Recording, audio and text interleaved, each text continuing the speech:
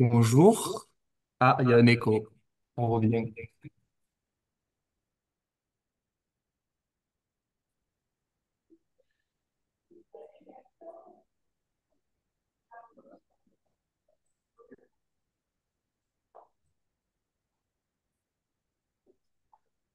Rebonjour. Est-ce que vous nous entendez? J'espère que oui. Oui, Ah, merci à la personne qui vient de répondre. Il y a des chats. On va bientôt commencer la formation, mais donc d'abord, on va se présenter. Donc là, on est cinq dans la salle. On est donc les deux RM biophysique et trois tuteurs qui sont venus pour vous aider. Donc c'est moi qui parle, donc je commence. Je suis Émeric, donc le premier co-RM biophy. Et moi, c'est Elliot, le deuxième cohérent Biofi. Si vous êtes venu en paire, vous nous avez déjà vu. Bonjour, moi c'est Mathias, je suis tuteur Biofi. bonjour, moi c'est Charlotte, je suis tutrice Biofi. Ah, coucou, moi c'est Evelyne, tutrice Buffy aussi. Alors, on a des conditions un peu compliquées, comme on est en visio. On va essayer de répondre au mieux à vos questions. C'est pour ça qu'on a trois tuteurs qui vont normalement essayer de modérer et de lire le chat.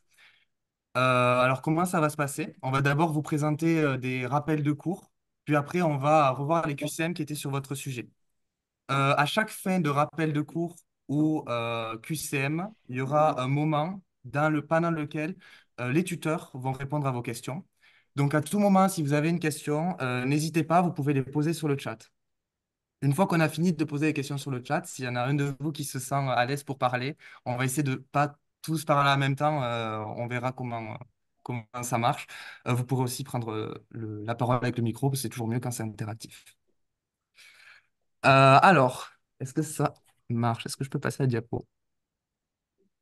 Oui, alors au sommaire de cette formation de biophysique, on va d'abord voir des QCM. On va d'abord faire un rappel de cours sur la partie du professeur Ganté, donc sur les noyaux atomiques et les désintégrations nucléaires, ce qu'on appelle les rayonnements ionisants et la structure du noyau. Puis, on va voir le cours que vous avez tous eu lundi et qui a fait peur à beaucoup de monde, qui est la partie du professeur Cassol, toujours sur les interactions des rayonnements ionisants avec la matière. Et bien sûr, on va essayer de répondre à vos questions. Quelle heure il est? C'est 18h06, je pense qu'on peut commencer. On démarre. Bon, on est 111, j'espère qu'il n'y a pas trop de retardataires.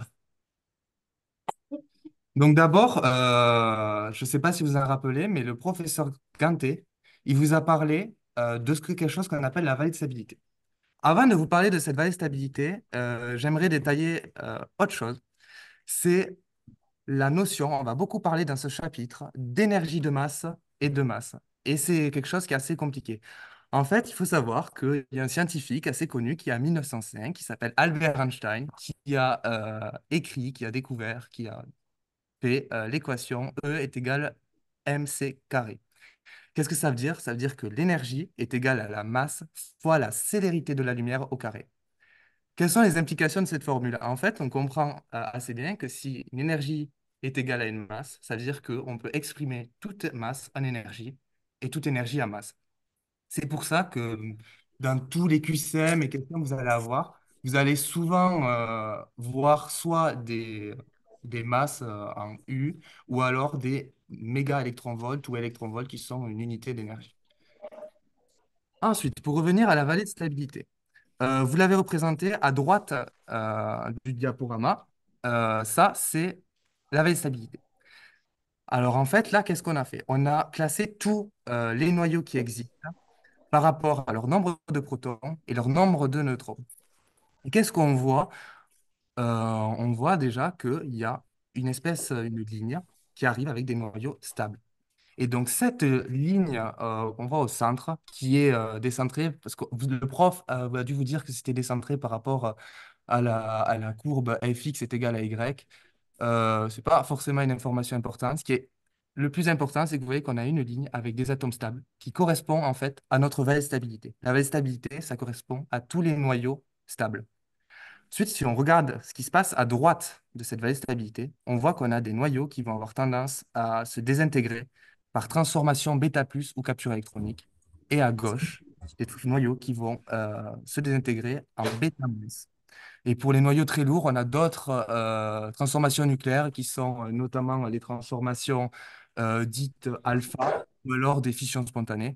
Les alphas sont très peu détaillés dans votre cours et pour le reste, c'est pas, je pense, au programme. Sauf que ce graphique-là, il est assez compliqué à comprendre.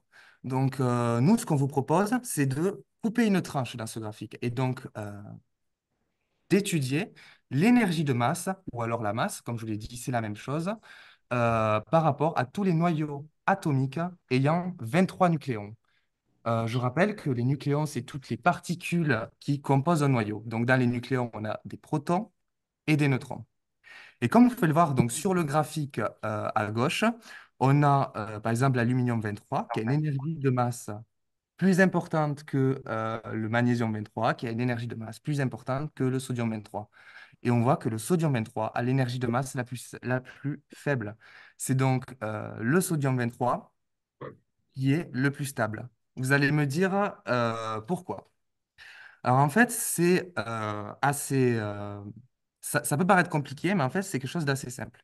Vous devez savoir qu'il y a Antoine Lavoisier qui a dit rien ne se perd, rien ne se crée, tout se transforme. Ben, c'est exactement la même chose quand on parle d'énergie. Ça veut dire que si le sodium a une énergie de masse plus faible par rapport à, si par exemple, si vous prenez 23 nucléons, vous devriez avoir une énergie de masse qui doit être largement inférieure, supérieure normalement à l'énergie de masse du sodium. Donc, si vous prenez votre sodium, il a une énergie de masse faible. Mais elle est passée où, cette différence d'énergie par rapport aux 23 nucléons? Ben, en fait, cette différence d'énergie, elle s'est transformée en énergie de liaison. Et donc, le sodium, qui a une énergie de masse plus faible, a donc une énergie de liaison, excusez-moi, qui est beaucoup plus forte. C'est d'ailleurs ce qui est représenté sur le graphique. Vous voyez que le sodium, en gris et en pointillé, c'est l'énergie de liaison. Et vous avez en noir l'énergie de masse qui est représentée. Et donc là, on comprend bien que dans ces transformations, l'élément va tendre toujours vers le plus stable et donc vers le sodium 23. Alors, on vous parle de transformation depuis le début, mais qu'est-ce que c'est en fait ces transformations? Alors, avant de toutes les qualifier, on vous propose de voir on vous propose d'apprendre à lire comment on schématise ces transformations. Quand on schématise ces transformations, bon, on fait encore un graphique, à défaut que là, dans les graphiques qu'on vous donne, les unités ne sont pas, les données, non pas les axes et les ordonnées et d'abscisse plutôt ne sont pas représentés, mais ça revient au même.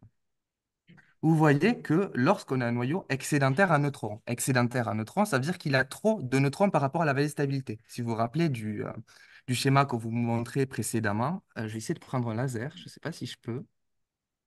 Est-ce que vous voyez? Normalement, vous devez voir un laser. Si on reprend notre valeur de stabilité juste là, vous voyez que à gauche, on a des éléments qui sont excédentaires en neutrons et par rapport et des éléments stables. Et bien là, si on a un élément qui est excédentaire en neutrons, c'est-à-dire, si on reprend notre graphique ici, ça va être par exemple le fleur 23, qui a trop de neutrons par rapport au nombre de protons, il va essayer de perdre ce neutron. Et comme vous étudiez des transformations qui sont isobariques, s'il perd un neutron, il va gagner un proton. Et donc, vous voyez que lors de la transformation de noyau qui va perdre un neutron et gagner un proton, on va aller vers la droite parce qu'on ajoute plus un en fait. Et c'est l'inverse pour les noyaux excédentaires en protons. S'ils sont excédentaires en protons, ils vont chercher à perdre un proton au profit d'un neutron. Si on perd un proton, on va vers la gauche. Maintenant, vous avez trois principales transformations nucléaires à connaître. La première étant la transformation bêta-, qui concerne les noyaux excédentaires en neutrons. Ce qu'il faut savoir principalement donc, sur la transformation bêta-, vous avez donc le schéma des intégrations sur votre droite. S'il est excédentaire en neutrons, il va donc perdre un neutron, gagner un proton, donc on se déplace vers la droite. Lors de cette intégration, on a donc un noyau pair qui va se transformer en noyau fils avec un proton de plus et qui va émettre une particule dite bêta-.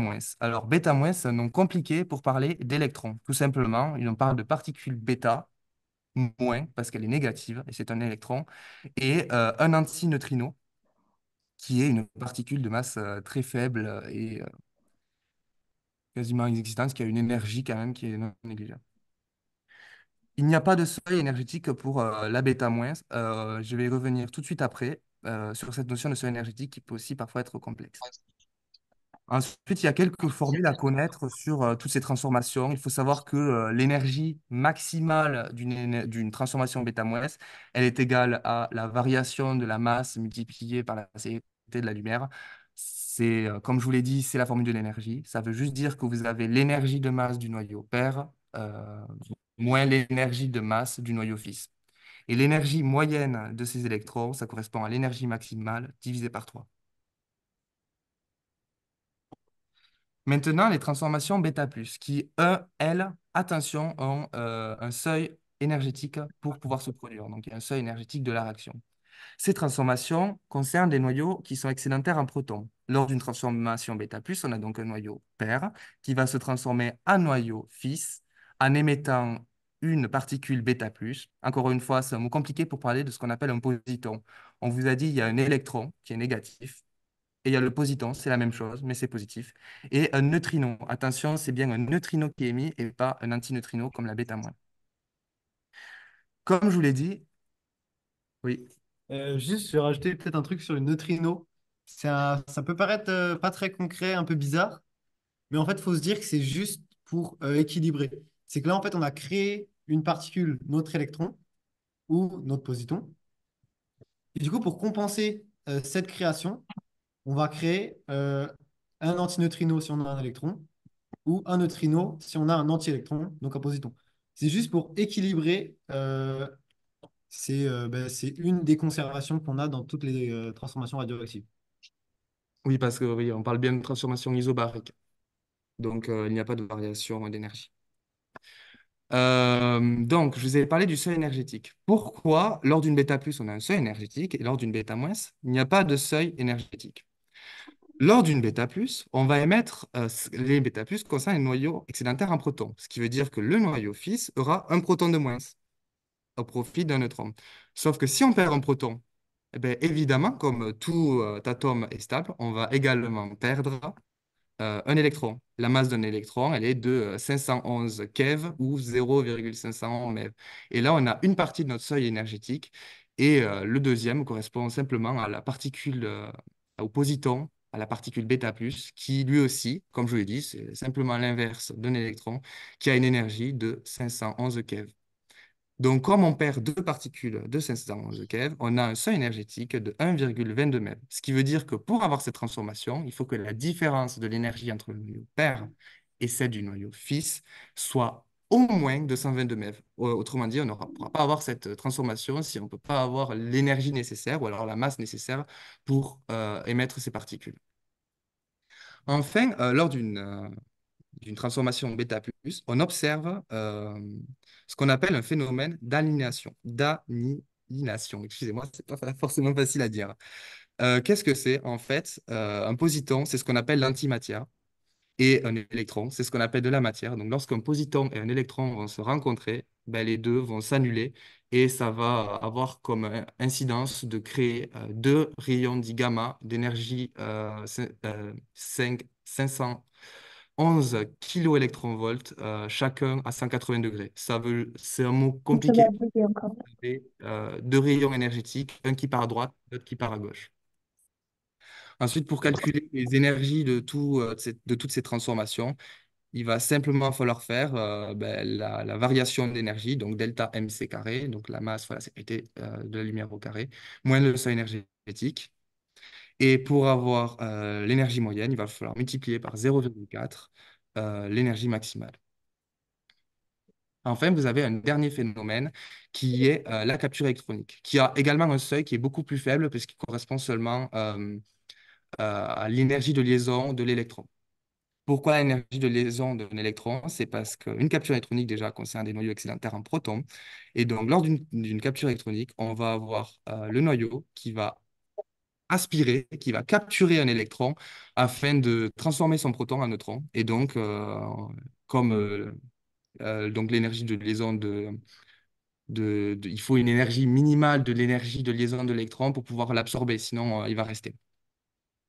Lors de cette transformation, on a donc un atome euh, pair plus un électron, donc celui qui va être absorbé dans le noyau, qui va donner un autre atome fils, qui aura donc un neutron de plus et un proton de moins, et émission toujours d'un neutrino.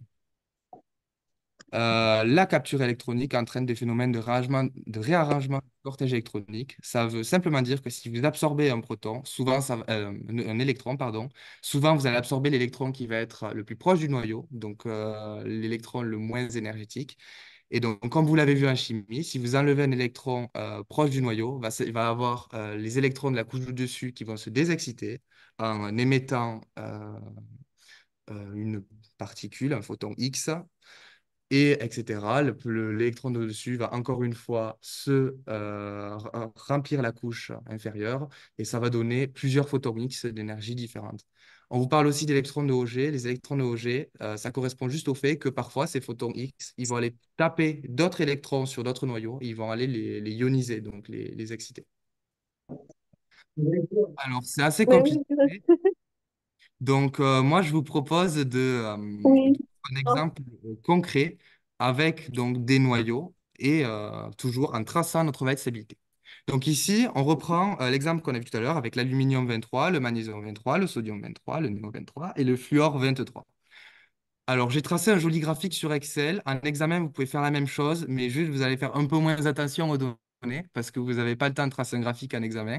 Mais là, on voit très clairement qu'on a l'aluminium 23 qui a une énergie de masse supérieure à celle du magnésium, qui a une énergie de masse supérieure à celle du sodium. Et on voit que à mesure qu'on enlève encore des protons, parce qu'en bas, on a bien le numéro atomique, donc le nombre de protons, on a une énergie qui augmente. Maintenant, un petit moyen mémotechnique pour savoir lesquels se transforment en bêta plus et lesquels se transforment en capture et en bêta moins.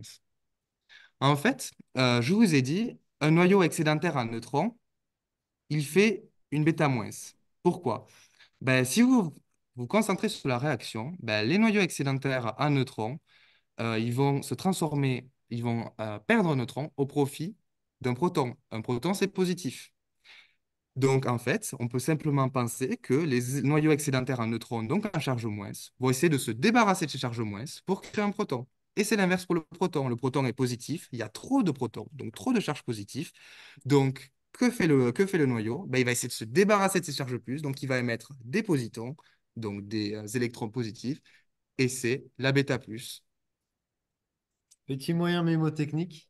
le nôtre du coup. Là, ça vous fait quand même un petit travail de cerveau de vous dire ben, moins, c'est parce qu'il y a plus, et plus, c'est parce qu'il y a moins. Sinon, vous pouvez juste faire un moyen abruti. Alors, il faut surtout pas s'en servir dans des QCM et tout, parce que du coup, il est pas vrai. Mais en gros, on peut se dire neutron négatif, bêta moins, et proton positif, bêta plus. C'est pas ce qui se passe. Il faut pas se baser là-dessus pour répondre au QCM. Mais par contre, pour savoir laquelle est la bêta moins, laquelle est la bêta plus, ça peut être utile. C'est ça. Ça reprend exactement ce que j'ai dit, juste que, évidemment, un neutron est neutre. Un neutron n'est pas négatif. Mais en fait, voilà, il faut juste faire attention. Les protons sont positifs, mais les neutrons sont neutres. C'est dans le nom, neutron, neutre. Mais c'est aussi une méthode si vous avez besoin de vous en rappeler. Maintenant, si on voit le graphique, eh ben, on a simplement placé. On voit que ici, quand on perd des protons, on a une énergie de masse qui diminue, donc on se stabilise. Et donc, s'il faut perdre des protons pour se stabiliser, il faut perdre des charges plus. Donc, on fait une bêta plus, ou alors on absorbe une charge moins pour compenser les plus. Et c'est l'inverse pour la bêta moins. Il faut gagner des protons. Donc, on va se débarrasser des charges moins pour gagner des protons, pour gagner des plus. C'est un moyen mémotechnique comme un autre. En fait, vous pouvez très bien en examen vous représenter cette vallée de stabilité et marquer d'un côté excédentaire en protons, de l'autre excédentaire en neutrons. Attention, alors c'est pas des cas qui tombent maintenant en passe, mais il peut y avoir parfois des noyaux qui peuvent faire les deux, bêta plus et bêta moins, mais c'est des cas qui sont assez rares.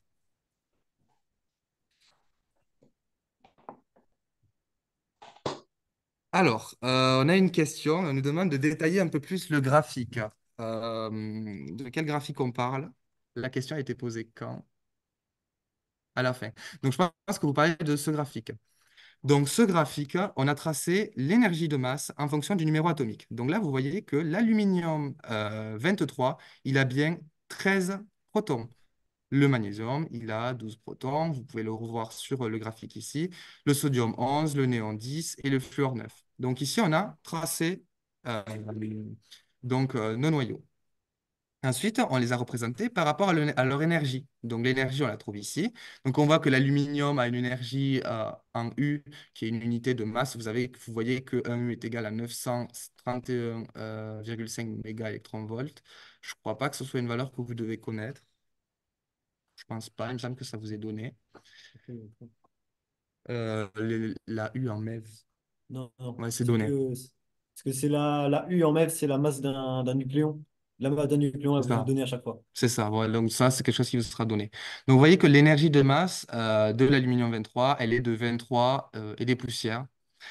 Et le magnésium, elle est de 22. Donc vous voyez que l'énergie de masse est plus faible. Donc on descend en énergie. Parce qu'ici, on a tracé l'énergie. Celle du sodium est encore plus faible. On descend encore. Par contre, celle du néon, on remonte. Là, vous voyez qu'on est à 0,98 et ici 0,99. Donc on remonte et on remonte. Et en fait, ce graphique, ça sert juste à se représenter la vallée de stabilité parce qu'en fait, on voit bien, on imagine bien ici deux montagnes avec une vallée au centre. Et les atomes, il faut imaginer une balle qui va rouler au fond de la vallée. Et cette balle, ça va être les atomes qui vont se transformer toujours vers l'état le plus stable, donc avec l'énergie de masse la plus faible, ou alors l'énergie de liaison la plus forte, parce que si les nucléons ont une forte énergie de liaison, ça veut dire qu'ils s'aiment bien entre eux, ils vont rester plus collés et donc ils vont être plus stables. J'espère que j'ai répondu à la question. Est-ce qu'il y en a une autre? Vous répondez, ok, bon, mais il y a nos tuteurs qui répond par chat, donc c'est parfait. Est-ce qu'il y a quelqu'un qui veut prendre la parole pour poser une question, peut-être? Une fois, deux fois, trois fois. On va avancer parce qu'on a un temps assez limité. Donc là, vous avez donc votre QCM numéro 1. Donc là, vous avez un schéma de désintégration. Ça reprend ce qu'on vous a dit tout à l'heure. Ici, vous voyez qu'on va perdre des protons, donc on se déplace vers la gauche. Ici, on perd encore un proton, on se déplace vers la gauche. Donc, premier QCM, on vous dit que, bon, dans le schéma, on vous donne des transitions radioactives, etc. Premier QCM, on vous parle du strontium 82. Donc, on le repère, il est juste ici. Strontium 82. Contient exactement 82 protons. Ben là, vous le voyez, c'est faux. Si vous reprenez le schéma, comment on représente les éléments, vous avez bien le symbole de l'élément juste ici, en haut le nombre de nucléons, donc protons plus neutrons, et en bas le nombre de protons, Z, et ici on voit bien qu'on en a 38. Donc, donc il n'a pas 82 protons, mais 38. Concernant la question B, le strontium 82 contient exactement 38 électrons. Part toujours du strontium 82, il a bien 38 protons. S'il a 38 protons, il est neutre, il va avoir 38 électrons. Donc ce QCM est vrai. Concernant le C, le strontium 82 contient exactement 246 quarks. Normalement, le professeur Ganté, en introduction du cours, vous a introduit cette notion de quark. En fait, il faut savoir que les protons et les neutrons sont composés de particules encore plus petites qu'on appelle les quarks. Et chaque proton et chaque neutron est composé de trois quarks. Donc, ces particules, voilà, vous voyez qu'un proton est composé de deux quarks up de charge plus 2 tiers et d'un quark down de charge moins un tiers. Et un neutron est composé de deux quarks down de charge moins un tiers et d'un quark up de charge plus 2 tiers. Et là, on voit bien pourquoi un neutron est neutre et un proton est positif. Donc, c'est vrai parce que si vous faites 3 fois 82, donc 3 fois le nombre de nucléons, vous avez bien 246. Question D. Le strontium 82 possède une masse supérieure à la somme des masses de ses constituants. Alors là, c'est pour ça qu'on vous dit très souvent de faire très attention de bien lire les QCM, parce que là, il a une formulation un peu compliquée. Et donc, il faut bien essayer de le lire pour le comprendre. Donc, on vous parle du strontium 82, juste ici. On vous dit qu'il a une masse supérieure à la somme de la masse de ses constituants. Ça veut dire que la somme de la masse de ses constituants, ça veut dire que vous prenez tous les nucléons, vous les pesez leur masse et vous les ajoutez. Sauf que, comme je vous l'ai dit, eh bien, lorsque les nucléons ils sont ensemble, ils ont une énergie de liaison. Et en fait, c'est l'énergie de masse qui se transforme en énergie de liaison. Et donc, cet item est faux, puisque, comme je vous l'ai dit, là, cette différence de masse correspond à l'énergie de liaison. Enfin, le strontium 82 possède une énergie de masse supérieure à celle du rubidium 82. Le strontium 82, excusez-moi, il est ici. On y voit qu'il se désintègre en rubidium 82. Comme je vous l'ai dit tout à l'heure, plus l'énergie de masse est grande, moins le noyau est stable. Vous voyez bien que le rubidium 82, il est plus stable, parce que si le strontium il se transforme en rubidium, c'est que le rubidium est nécessairement plus stable. Vous pouvez penser au graphique, c'est la balle qui roule en bas de la vallée. Donc si le strontium est inférieur, donc on a bien cet item qui est vrai, parce que plus son noyau est stable, plus son énergie de masse est faible. Par contre, plus son noyau est stable, plus son énergie de liaison est forte. Voilà. Est-ce qu'il y a des questions? Je ne sais pas, vous arrivez à suivre ou Excuse-moi. Oui, oui. Pardon, j'ai une question. J'ai pas très bien compris le raisonnement par rapport au rubidium 82, par rapport du coup à l'item E. Alors, rubidium 82 dans l'item E. Alors, on a le strontium 38 qui va se transformer en rubidium 82. Comme je vous l'ai dit dans la diapo, dans la slide sur les transformations, on tend toujours vers une énergie de masse plus faible, qui veut donc dire vers une stabilité plus grande. En fait, ici, c'est la même chose. Si on a notre rubidium qui se transforme notre strontium, excuse-moi, qui se transforme en rubidium, c'est que le rubidium est nécessairement plus stable. Si le rubidium est plus stable, il a une énergie de masse plus faible. C'est juste ça, en fait, qu'il faut comprendre. Et ici, le krypton 82, il est encore plus stable. Donc, il a une énergie de masse encore plus faible. Est-ce que c'est plus clair? Oui, merci beaucoup. Est-ce qu'il y a d'autres questions? Oui, moi j'avais. On m'entend là ou pas? Oui, on t'entend. Ok, moi j'avais pas trop. Enfin, j'ai pas trop compris l'item C. Comment on. Enfin, c'est quoi le raisonnement? Alors, l'item C, normalement, vous avez vu en cours que, tu peux me dire non si c'est le contraire, mais normalement, c'est le Si, cas. si, oui, on l'a vu. Oui. Que chaque nucléon est composé d'autres particules qui sont plus petites, qui sont les quarks. Euh, un proton est composé de trois quarks, un neutron est composé de trois quarks. Donc, si on a 82 nucléons composés chacun de trois quarks, pour avoir le nombre total de quarks, ben, il suffit juste de multiplier le nombre de nucléons par 3. Ah, ok, ok, bon, bah c'est bon. Merci. De rien. Est-ce qu'il y a d'autres questions? Ouais, moi j'aurais une question. Oui. En fait, je comprends pas la logique. Par exemple, dans une transformation bêta-moins, il y a un neutron qui se transforme en un proton. Du coup, on a une charge plus excédentaire, mais il y a aussi un électron qui va partir. Du coup, c'est comme si on avait l'équivalent de deux charges plus excédentaires. Non? Je comprends pas, en fait. Lors d'une transformation bêta moins, je vais reprendre voilà, la slide. Tu as donc effectivement excédentaire en neutron, donc tu as un neutron qui se transforme en proton, oui. Tu peux répéter ta question? Attends, peut-être que non, tu l'as, vas-y. En fait, l'électron qui va être émis, déjà, il est généré de nulle part. C'est pas un électron de l'atome qui va Ouais. partir. Ok, Et ce qui va se passer, c'est vrai qu'avec un proton en plus, techniquement, ton atome, il devient un ion, ton atome fils. Sauf oui, que ce qui se passe souvent, c'est que cet électron qui va être émis, plus tard, en fait, une fois qu'il aura fini, qu'il sera tout ralenti, comme on a rarement un atome tout seul qui va s'intégrer, c'est une source. Et du coup, en fait, ils vont pouvoir retrouver un électron plus tard à capturer. Mais là, pour l'instant, c'est pas ce qui les embête. Ce qui les embête, c'est d'être stable avant tout. Parce qu'on est plus stable en étant un ion qu'en ayant un noyau surchargé. Ça, on ne vous posera jamais de question dessus de savoir si ça fait un ion à la fin ou pas. C'est juste histoire de comprendre.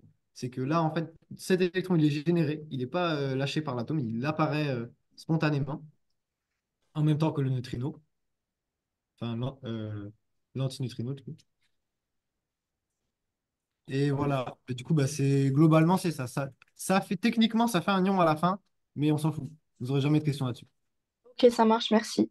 Et je suis désolée, j'ai une autre question, mais je peux la poser? Oui, oui. Quand on calcule par exemple les max, E moyen, que ce soit bêta plus, bêta moins, je comprends pas Ouais. si c'est l'énergie cinétique de masse au repos ou si c'est une somme des deux. Ça, pour l'avoir, l'énergie cinétique de masse au repos va pas te servir à grand-chose. L'énergie, tu vas l'avoir à chaque fois sur ton diagramme. Là, par exemple, si on prend ça, là, ici, tu vois, tu vas avoir en fait toutes les valeurs. Attends, mais je vais prendre le QCM, ça va être plus simple parce que sur le QCM, il y a les valeurs. Tu vois, et en fait, tu vas faire avec ces énergies-là, là, euh, tu vas t'en servir justement pour calculer l'énergie de tes particules. C'est Ok, donc, exactement ça que tu fais. Tu n'as pas besoin de faire de calcul à partir de l'énergie de masse au repos de l'électron, etc. C'est, c'est vraiment juste l'énergie cinétique qui est envoyée là, et en fait, tu l'as ici. ok, donc ça correspond qu'à une énergie cinétique. Ouais, c'est l'énergie cinétique qui est mise, enfin, c'est l'énergie de masse qu'il y a en fait entre ces composants, mais du coup, les deux correspondent.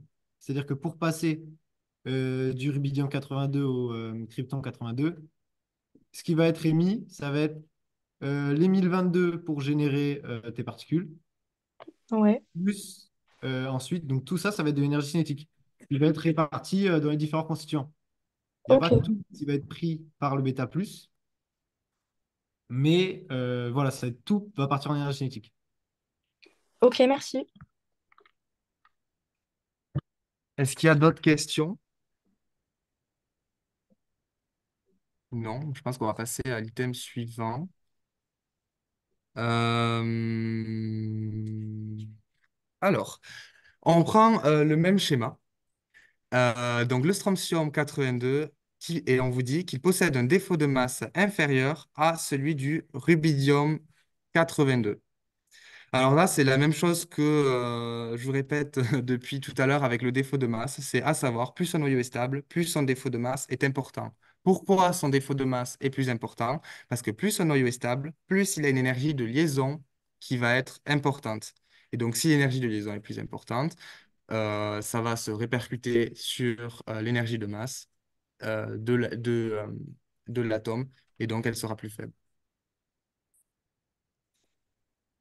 Petit b, le strontium 82 possède plus de neutrons que de protons.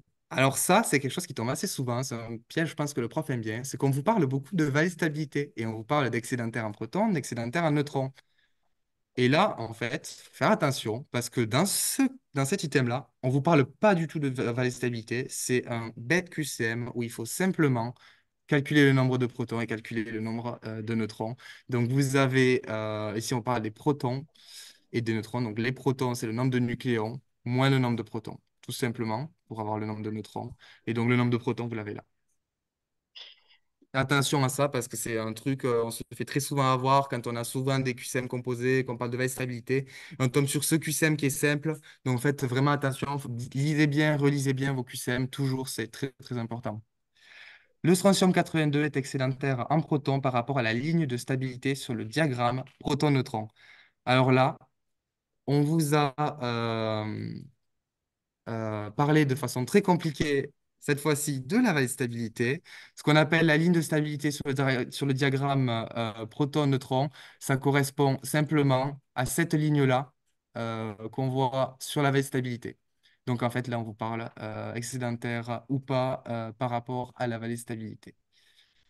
Donc ce QCM est vrai puisqu'il est excédentaire en proton. Il est excédentaire en proton. Comment on le sait? On le voit qu'il perd en proton à chaque transformation. S'il perd un proton à chaque transformation, ça veut dire qu'il est excédentaire en proton. Ou alors, on voit qu'il fait des bêta plus ou des captures électroniques. Ça veut aussi dire qu'il est excédentaire en proton. D. Le, stron- le strontium 82 possède un quark up de plus que le rubidium 82.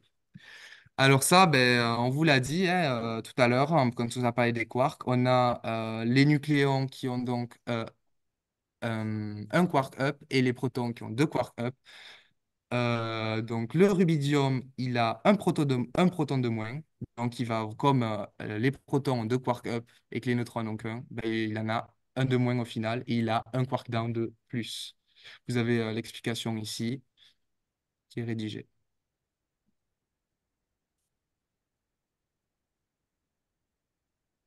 QCM E, le strontium 82 possède plus de neutrons, euh, possède un neutron de moins que le rubidium 82, pardon. Ben là, encore une fois, c'est vrai, on parle du strontium 82. euh, on parle du strontium 82 qui va se transformer. Et il a un neutron de plus. Le strontium 82 a un neutron de moins. Parce que là, vous voyez que il a 38 protons et lui, il en a 37. Ah oui, Donc c'est que le rubidium en a en plus. oui, on s'amène les pinceaux à force. C'est pour ça qu'il faut faire attention.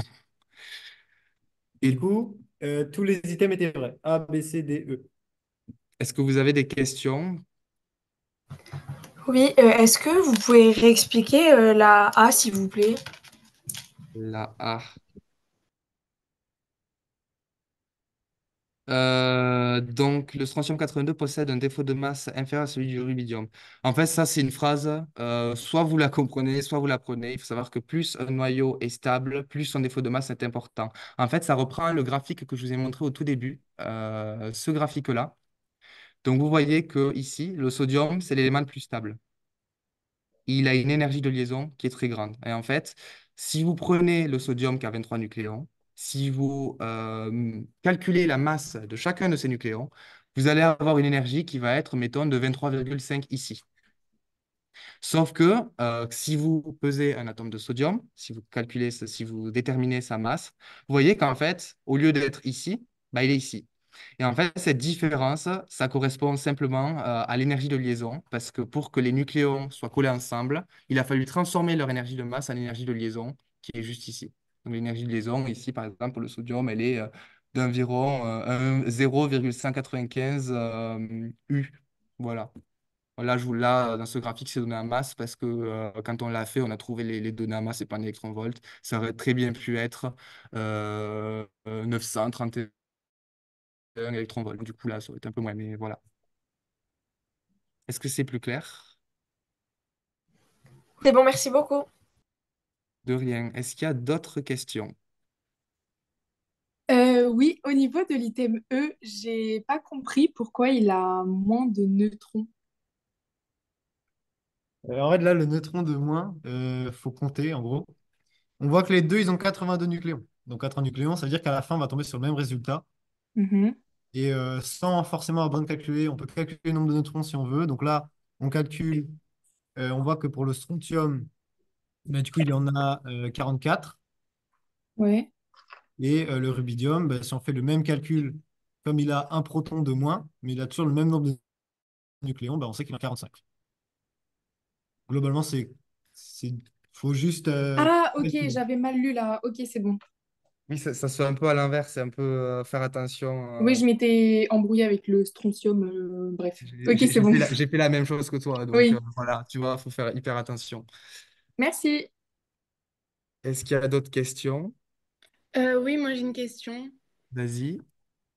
Sur les flèches qui descendent à gauche, enfin vers la gauche ou vers la droite, en fait, je comprends pas quand elle va vers la gauche ou quand elle va vers la droite, la différence. Elle va vers la gauche quand elle perd en protons, parce qu'en fait, il faut imaginer que ici, là, tu as le nombre de protons. Ici, tu as 36, 37, 38, 39, 40, 41. Donc, ici, quand tu perds un proton, ben, juste ici, tu passes de 38 à 37, tout simplement. Ok, ok. Je sais pas si ça t'aide pendant les QCM à te représenter juste l'axe. Tu te fais un petit axe. Ouais, c'est ça, tu fais un petit axe, tu pars de 0, 1, 2, 3, 4. Bon, si t'as des noyaux avec 38, tu vas pas partir de 0 parce que sinon tu en as pour longtemps. Mais tu peux partir de 31, 32, 33, 34, 35, 36, 37 et 38. Et ici, donc, tu as l'énergie qui est... ici, on vous représente juste les différences, mais en fait, ici, vous avez l'énergie qui est de 22 et quelques MeV, etc., etc., etc.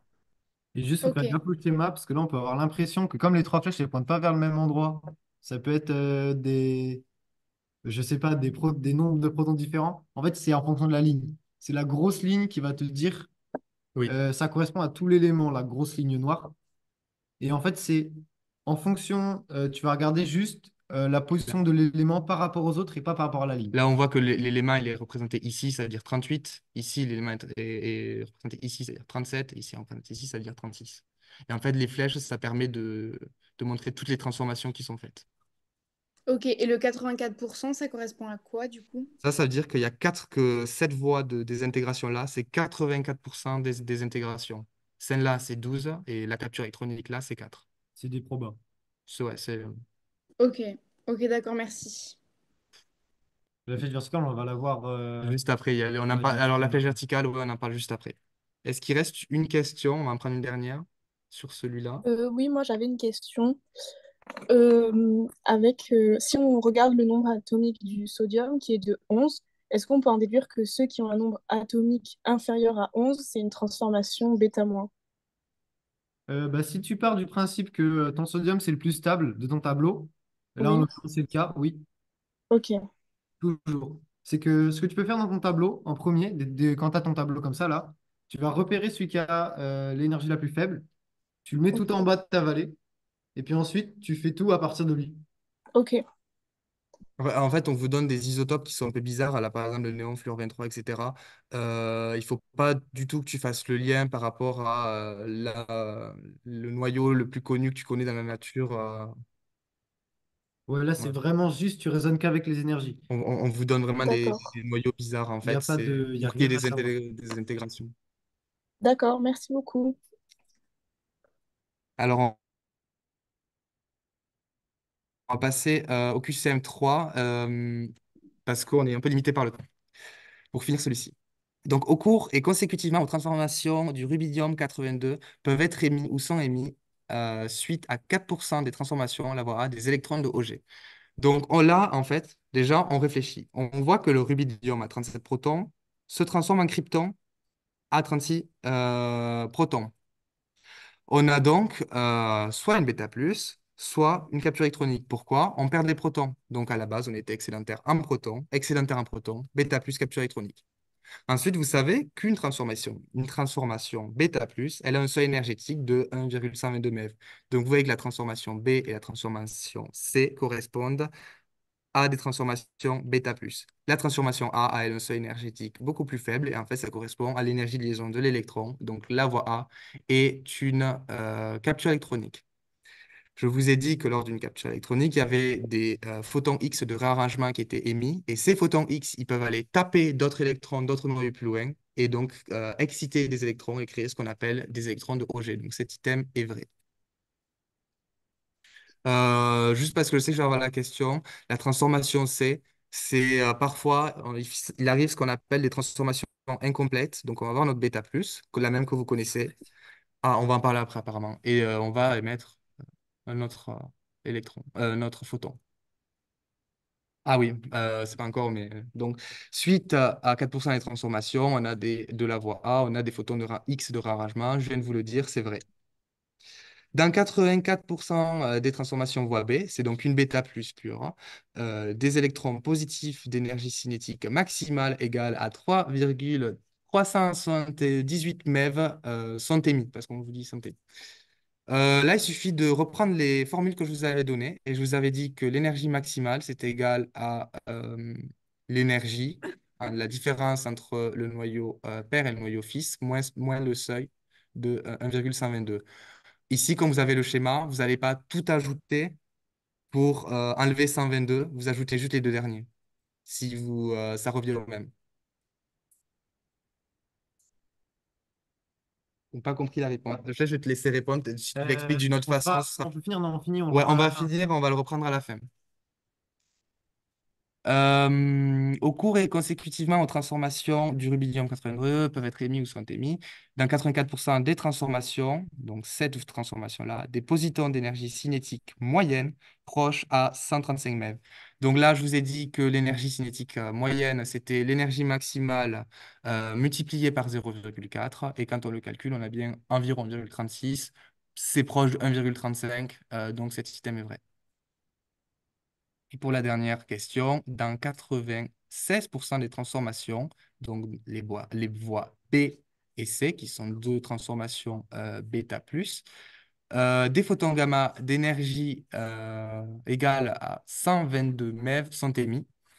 Attention, c'est des photons gamma de 511 keV qui sont dus à l'annihilation du positon et de l'électron. Comme je vous ai dit, il y a une particule bêta plus, un positon qui va partir dans la nature, qui va rencontrer un électron. Les deux vont s'annuler et créer deux photons gamma de 511 keV, un par à droite, l'autre par à gauche, ou alors à 180 degrés l'un de l'autre.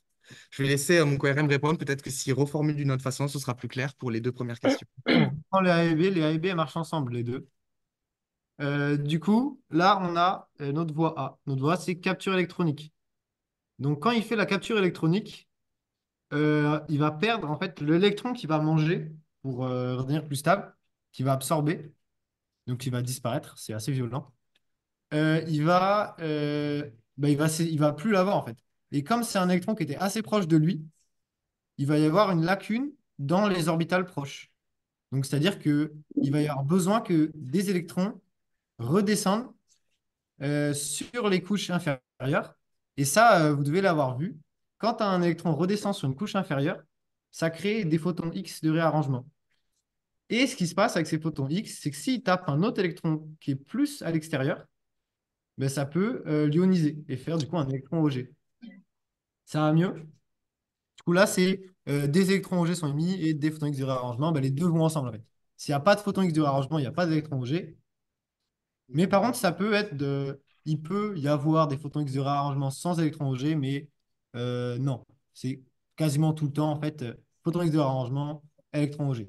Surtout dans les noyaux pas trop énormes. Là, on a des noyaux relativement moyens, pas trop gros.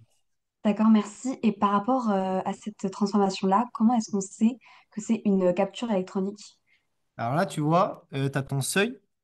C'est tout se fait avec le seuil. Ici, tu as ton seuil, c'est les pointillés qui va être, que tu vas voir. Alors, tu n'auras pas forcément les pointillés.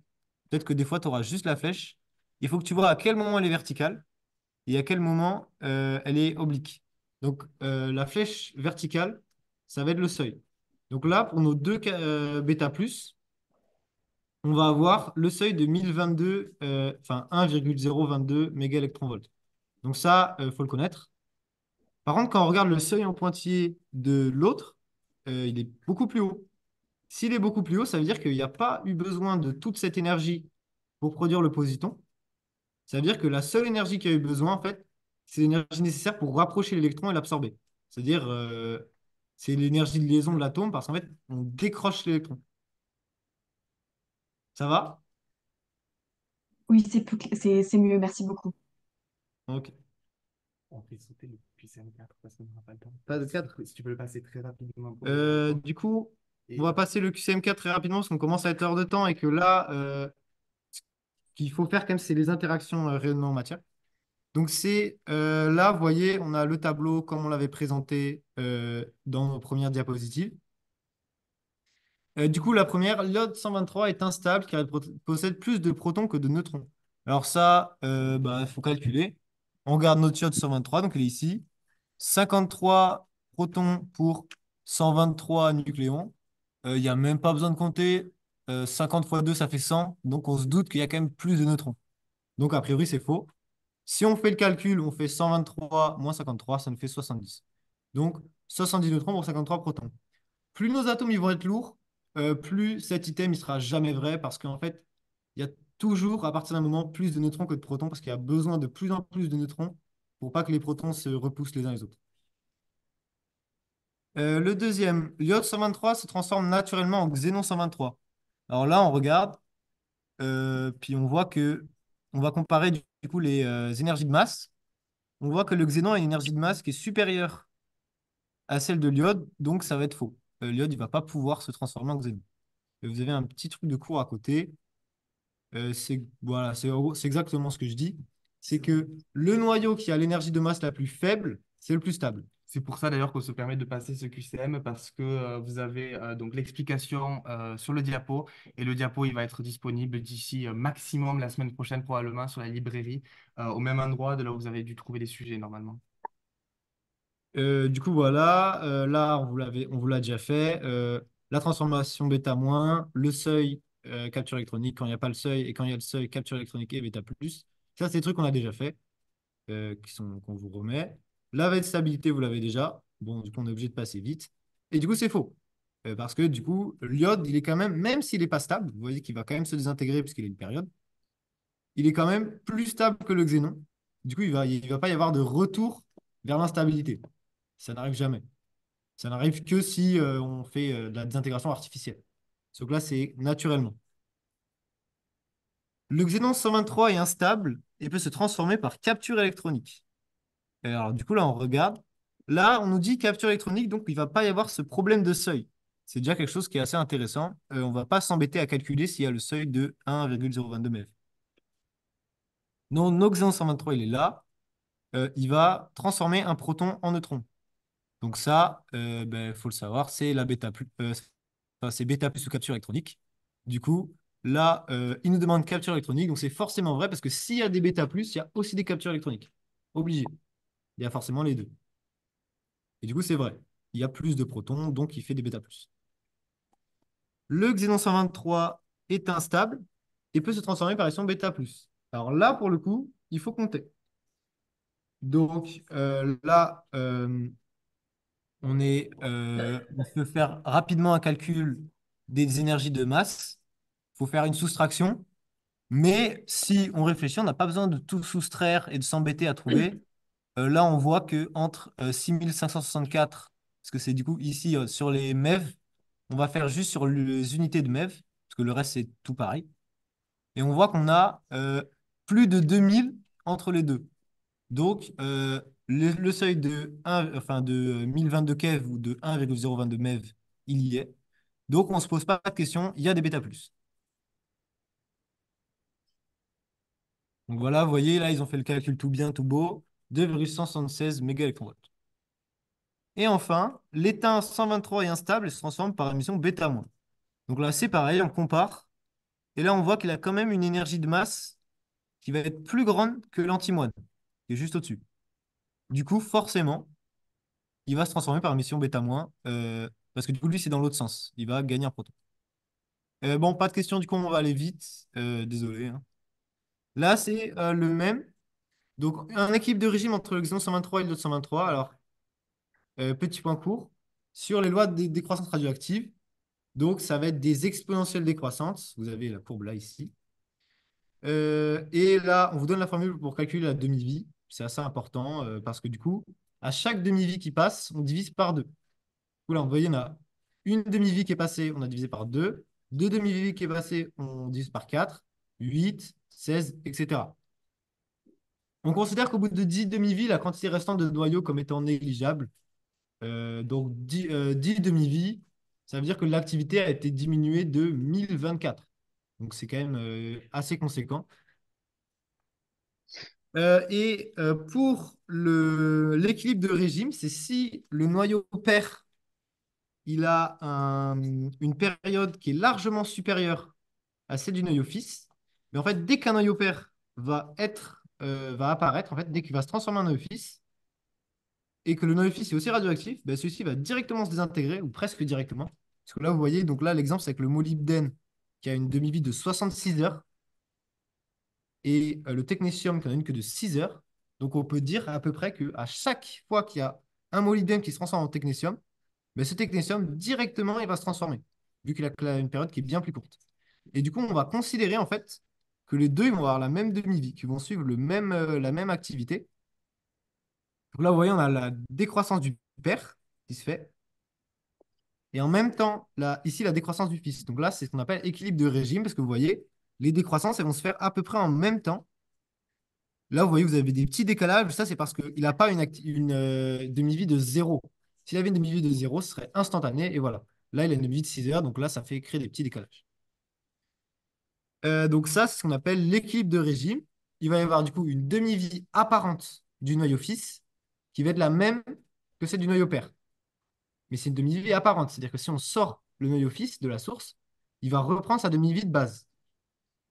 Et il y a aussi une activité apparente parce que du coup, il se désintègre au même moment.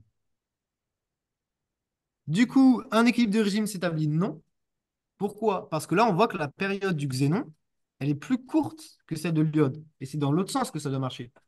Du coup, là, en fait, le xénon, il va tout se désintégrer. Et puis l'iode, il va y en avoir qui se forment. Et du coup, il n'y aura pas d'équilibre de régime. Ils vont chacun suivre leur période.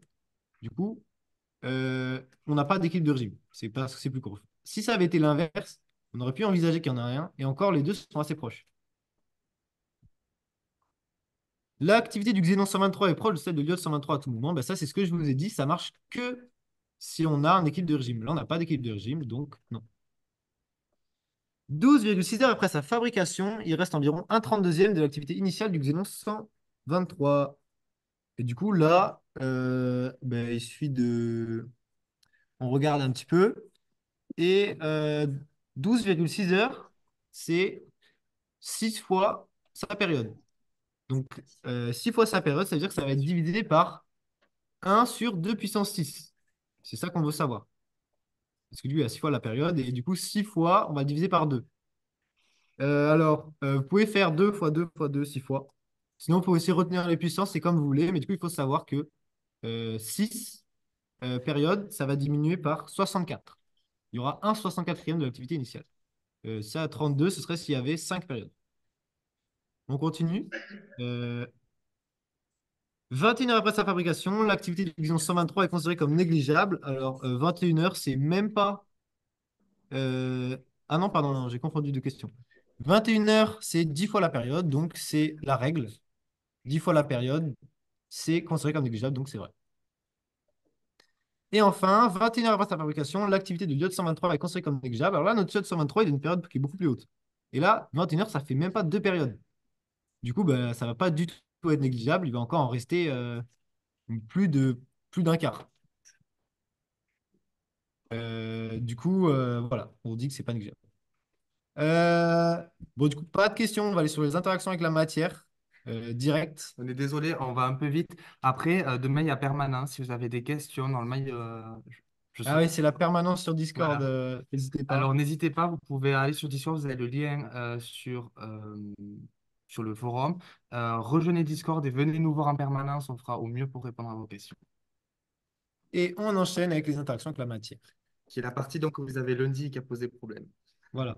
Alors ça, c'est une partie du coup qui est, c'est assez lourd. Le cours est assez difficile à comprendre. Mais en fait, ce qui est vraiment important, ben, en fait, c'est les formules. Vous avez pas mal de formules à apprendre. C'est pas très simple, mais c'est ce qu'il y a à savoir en fait. C'est les formules, les formules, les formules pour interaction avec la matière. Donc, on part directement, énoncé. Et là, vous voyez, c'est le même énoncé qu'on avait sur les premières questions. Donc là, on peut commencer. Le schéma simplifié, machin, ça, on l'a déjà eu. Dans l'eau, les électrons émis lors des transformations pures du rubidium 82 produisent en moyenne près de 42 000 ionisations. 42 fois 10 puissance 3. Alors là, on va faire rappel des formules. Le parcours moyen, c'est l'énergie émise, donc l'énergie, vous la trouvez avec ça, là, tac, tac, tac, divisé par 2 fois et la masse volumique du corps dans lequel on est. Donc là, en l'occurrence, c'est l'eau. Donc l'eau, c'est pas dur, c'est 1. Le parcours maximal, c'est 1,5 fois ce rayon moyen. Donc là aussi, cette énergie, faire attention, des fois, on va vous demander l'énergie moyenne des électrons, des fois maximale. Ça dépend comment c'est formulé, mais ça, on va le voir juste après. Le nombre total d'ionisation, c'est l'énergie cinétique de l'électron, donc ça ne marche qu'avec un électron. On ne peut pas faire ça avec des photons. Et W, alors normalement, vous avez W bar. Des fois, c'est W, des fois, c'est W bar, c'est la même chose. C'est l'énergie moyenne transférée pour chaque ionisation. Parce que du coup, là, on divise l'énergie totale par l'énergie transférée pour chaque ionisation. Et du coup, ça, à la fin, ça va nous donner, euh, si on met ça, donc ça va être en électronvolts. Il y a des petites particularités, je vais vous les repasser pour les unités. Donc là, énergie toujours en MeV, quand on fait le parcours moyen en centimètres. Sinon, ça nous donne des micromètres, nanomètres, femtomètres. Rho, ça, vous en occupez pas. L'énergie cinétique, quand on calcule le nombre total d'ionisation, ça va être des électronvolts, puisqu'on va vous donner W en électronvolts. Ensuite, la densité linéique d'ionisation, donc ça, c'est le nombre divisé par le parcours. Le nombre, donc là, il n'y a pas d'unité puisque c'est un nombre. C'est là 42 000, 52 000. Et le parcours moyen en centimètres. Et enfin, le transfert linéique d'énergie, ça va être la densité linéique d'ionisation fois W encore. Donc, c'est-à-dire que vous avez 2 fois W qui va intervenir dans vos calculs. Voilà, donc ça, c'est les 5 formules que vous avez à savoir par cœur. Le reste, ça va de soi. Du coup, on reprend notre QCM6. Ils produisent en moyenne près de 42 000 ionisations. Donc là, quelle formule on va utiliser? Le nombre d'ionisations avec l'énergie cinétique de l'électron. Donc ça, on l'avait trouvé avant, c'était 3,378 MeV. On l'avait trouvé dans les premières questions. Et ça, on va le diviser par le W de l'eau. W de l'eau, c'est à savoir, c'est 32 électronvolts. Et W de l'air, c'est 34. Les deux sont à savoir. Et du coup, là, ah oui, non, on nous demande, pardon. Non, c'est bon. Du coup, on va avoir les électrons maximaux. Sauf que là, nous, ce qu'on demande, c'est pas, on veut pas le nombre maximal. On veut les électrons émis en général. Du coup, là, on va devoir faire la moyenne. Du coup, on a 0,4 fois l'énergie totale. Ça vous sera précisé quand on vous demande maximal. Et du coup, on obtient 1,36 mégaélectronvolts. Donc ça, on l'avait déjà calculé avant. Et on divise du coup 1,36 fois 10 puissance 6, parce que du coup on fait les mégas, parce qu'on fait un électronvolt, divisé par 32. Et ça, alors normalement, on ne vous demandera pas de faire le calcul, hein, c'est que là, il faut juste vérifier que ça marche. Et du coup, ça nous fait 42 millionisations. On vous donnera des calculs plus simples que ça à faire normalement. C'est que là, c'est assez vieux. Mais du coup, voilà.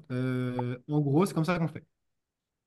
Euh, Produisent en moyenne 96,10 puissance 3 ionisations. Donc là, c'est un piège qu'on vous fait. C'est que c'est si vous aviez essayé de le faire en fait sans faire x0,4. Si vous avez essayé de le faire avec les électrons maximaux, sauf qu'on ne vous demande pas maximaux, vous auriez tombé sur ce résultat. Du coup, c'est faux. Ont un parcours moyen proche de 6,75 mm. Donc, parcours moyen, euh, c'est l'énergie moyenne, du coup, divisé par 2 fois ρ. Là, on est dans l'eau. Rho, ça vaut 1.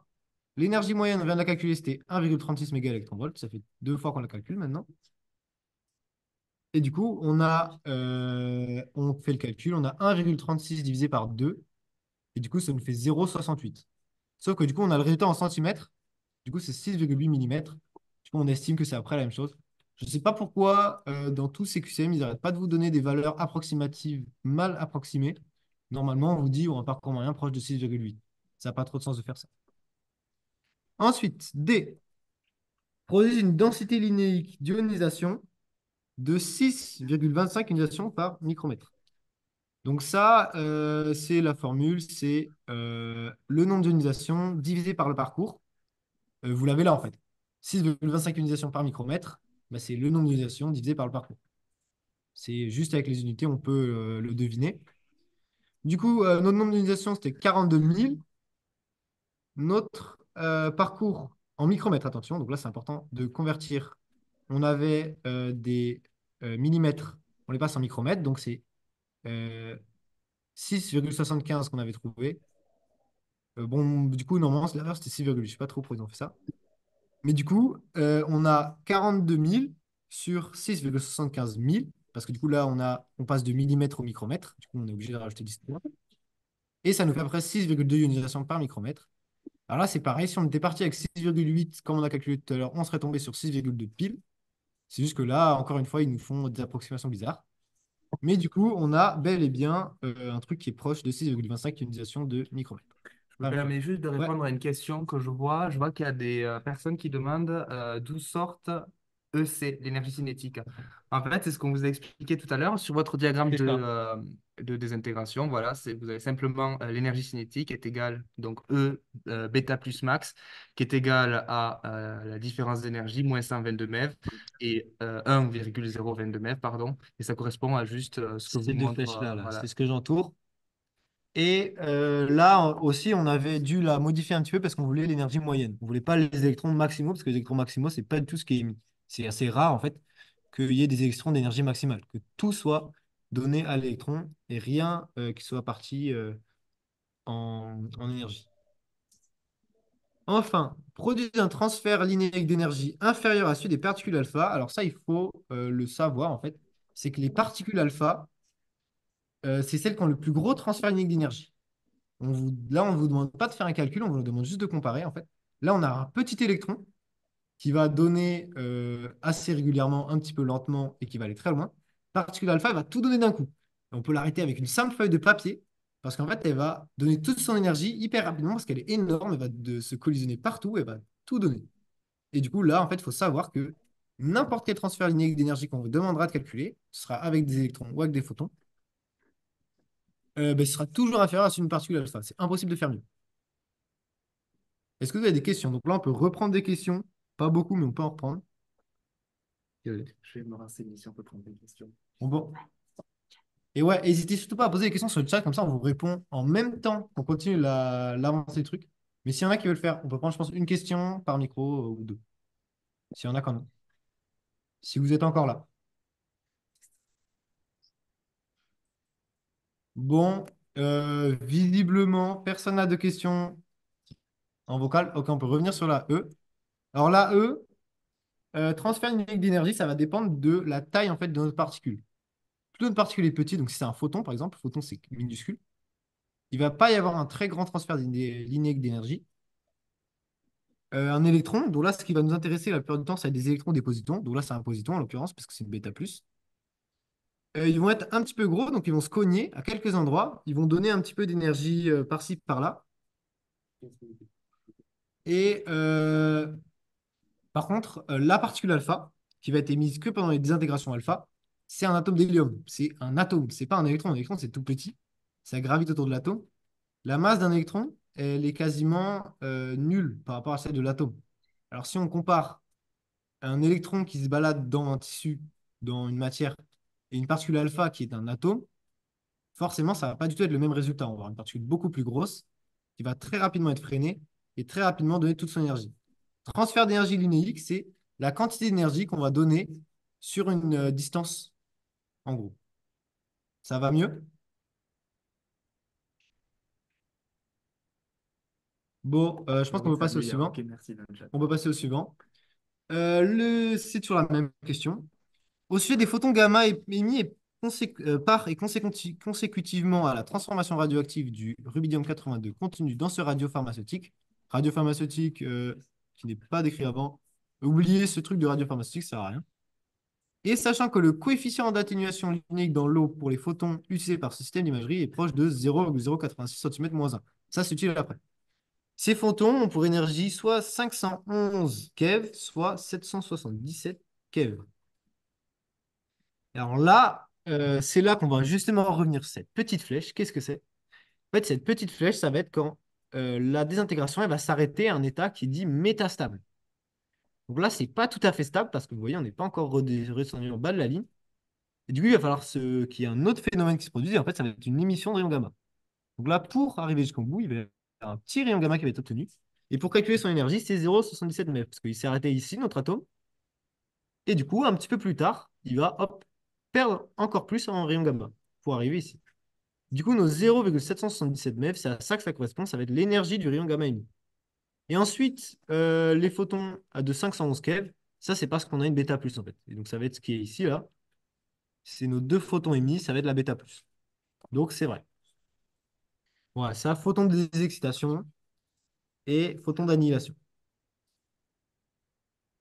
Là, B, les photons émis majoritairement conviennent à la tomographie par émission de positons. Alors ça, vous n'avez pas fait le cours encore dose et détecteur. Donc, ça ne sert à rien pour l'instant. Le retenez pas.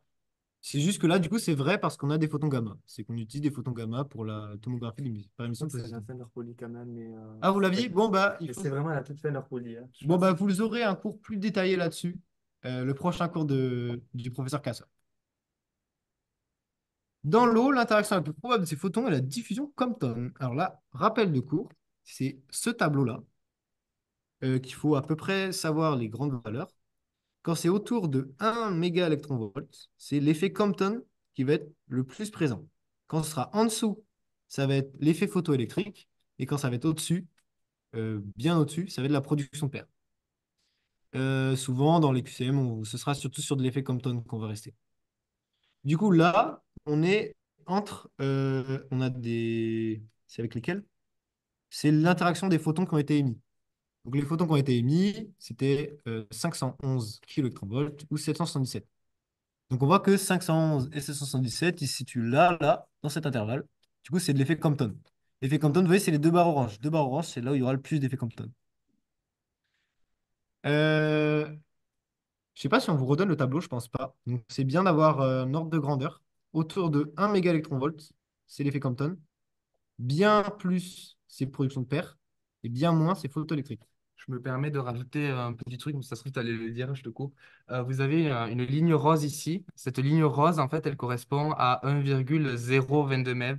Et en fait, c'est à partir de cette ligne rose qu'on peut avoir des effets de production de paires.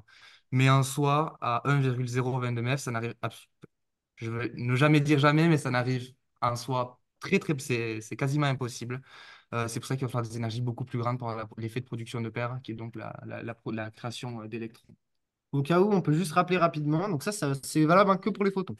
Photoélectrique, c'est quand notre photon il est absorbé par l'électron et que l'électron il va soit s'exciter, soit s'ioniser. Effet Compton, ça va être...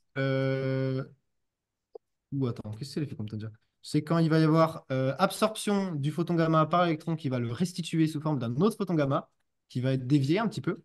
Donc ça va faire un petit peu comme un rebond, comme à la pétanque. Et enfin, effet de production de paires. Là, c'est le plus bizarre. C'est donc avec des très fortes énergies. euh, à partir de notre photon, en fait, notre photon, il va se séparer en deux entités, donc un électron et un positron, qui vont apparaître. Du coup, on n'a pas de perte de masse, on n'a pas de perte d'énergie, on n'a rien. C'est une transformation qui est possible en soi, puisque les deux se compensent. En fait, il y en a un qui est plus, un qui est moins. Leurs masses sont les mêmes et leurs charges sont opposées. Ouais. Et du coup bah, en fait, ils vont tous les deux partir et du coup, il va se passer des trucs après. La production de paires, on va pas trop en parler, c'est pas très important. Il faut juste savoir que ça existe et que c'est à des très fortes énergies. Là, vous voyez, à partir à peu près de 10 mégaélectronvolts, entre 5 et 10 mégaélectronvolts, on commence à en avoir. Et à partir de 10 mégaélectronvolts, c'est ce qu'il va y avoir majoritairement. Donc, ouais. Je vois une question qui a été posée. Est-ce qu'on doit connaître ce graphique où il sera donné au concours? Non, il ne sera pas donné au concours. Est-ce que vous devez le connaître par cœur avec toutes les valeurs? Non plus. Mais il faut vraiment connaître les ordres de grandeur, en fait. Il faut que si on vous avez beaucoup d'énergie, il faut que vous sachiez que les productions de paires. Si vous avez très peu d'énergie, qui a effet photoélectrique. Si vous êtes entre les deux, qui a effet Compton. Il faut connaître globalement l'ordre de grandeur. La plupart du temps, vous allez rester sur du Compton parce qu'on Oui. parle en kiloélectronvolts. On parle souvent en kiloélectronvolts ou mégaélectronvolts, mais pas beaucoup. Du coup, on va rester sur l'effet Compton. Allez, du coup, là, dans l'eau, l'interaction la plus probable de ces photons est la diffusion Compton. Alors, on avait vu que les photons, ils avaient une énergie moyenne de 1,36 mégaélectronvolts, encore. Et du coup, 1,36, ça se situe là, à peu près. Du coup, c'est de l'effet Compton. La CDA dans l'eau des photons est proche de 8 cm. Alors la CDA, pour la calculer, petit point court, ça va être, en fait, c'est la demi-vie, mais au lieu d'une demi-vie, c'est la demi-atténuation. C'est-à-dire que au bout de cette distance-là parcourue dans le matériau, ben, il y aura deux fois moins de photons. Du coup, là, pour la calculer, la CDA, du coup, la demi-longueur, ça va être ln de 2 sur mu. Mu, on vous le donne dans l'énoncé. Et 0,7, ça, faut le savoir. N de 2, c'est 0,7, mais je crois qu'on vous le donne aussi dans les tableaux de valeur au tout début. Il y a des gros tableaux de valeur au début des examens, vous l'avez. Du coup, pour chaque CDA qu'on va avoir, la quantité de photons diminue d'un facteur de puissance n. 1 de 2, 2 de 4, 3 de 8, etc. C'est la même chose que pour la demi-vie. C'est vraiment le même concept et c'est la même manière de l'appliquer. Du coup, là, on avait 0,7 divisé par 0,086. C'est pareil, c'est un calcul que vous n'êtes pas censé pouvoir faire de tête. J'espère que vous ne savez pas le faire de tête. Si vous trouvez sur un truc comme ça à l'examen, ce qui est très très peu probable, il faut le poser. Vous pouvez le poser, vous pouvez faire approximativement, mais on vous donnera des valeurs qui sont simples à résoudre. Là, vous voyez, c'est des vieilles annales. À l'époque, c'était méchant. Du coup, CDA, là, on a du coup effectivement ln de 2 sur mu, donc 0,7 divisé par 0,086, ça fait à peu près 8 cm. C'est que tous les 8 cm, il va rester deux fois moins de photons. Du coup, la CDA dans l'eau des photons utilisés est proche de 0,8 cm. Pourquoi je suis déjà à la E? Attendez. Ah non, j'étais. Ah non, D. Ah oui, non, si c'est ça, en fait, c'est bon. Et ben, du coup, la E, elle est fausse, hein, on vient de calculer la CDA. C'est bon. Oui, non, d'accord, c'est allé plus vite que je pense. Du coup, les réponses vraies, c'était A, oui, A, B, C et E. Non, A, B, C, D, pardon, A, B, C, D, A, B, C, D. Est-ce qu'il y a des questions? Rapidement, des questions par vocal? Juste pour la A, est-ce que vous pouvez expliquer comment on sait pour les valeurs de gamma? J'ai pas trop compris. C, B, A. Les valeurs des Ouais. photons gamma qui ont été mis. Donc, on a déjà, quand on va avoir une désexcitation, donc notre petit trait vertical là, de notre atome qui n'était pas encore arrivé jusqu'au bout, c'est forcément du gamma. Donc, ça, celle-ci, tu l'as sur le côté. 777 kV ou 0,777 MeV. Ok, ouais. Pour ceux des photons gamma, ça, c'est ce qui est lié à la bêta plus. Donc, ça, il faut le savoir. C'est que ce seuil-là, 2022, mais en fait, à la fin, après toutes les étapes de la bêta plus, il y a la désintégration en fait de notre positon et d'un électron.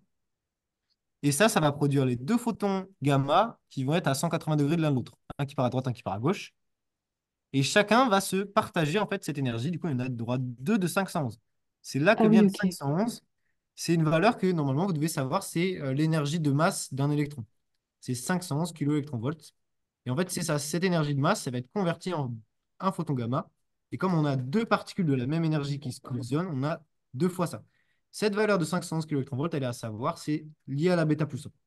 Celle-ci, elle est situationnelle, c'est que là, c'est parce qu'on a notre atome qui n'était pas stable. Et celle-ci, c'est toujours le cas. Dès que vous avez une bêta plus, vous aurez des photons de 511 keV. Ok, ok, ça marche. Merci. Pas de Mais est-ce souci. qu'il peut y avoir, désolé, est-ce qu'il peut y avoir aussi de la conversion interne en même temps que le gamma? La conversion interne, c'est un truc qui est pas du tout, qui est très rarement dans les QCM. Ok, La conversion interne, si on est d'accord, c'est quand il y a une absorption d'électrons pour émettre un gamma, non? Je sais plus. En fait, c'est même pas dans l'information. Il n'y a jamais de QCM qui tombe là-dessus. Il vous le donne comme ça. Il y a deux lignes dessus. Mais ok, même moi, je sais plus ce que ça représente. Il faudra que je reprenne le cours et il faut voir ça en perme. Mais la conversion interne, ça se fait indépendamment des bêta plus ou bêta moins. Ça peut se faire sous n'importe quel atome qui est pas stable, en fait.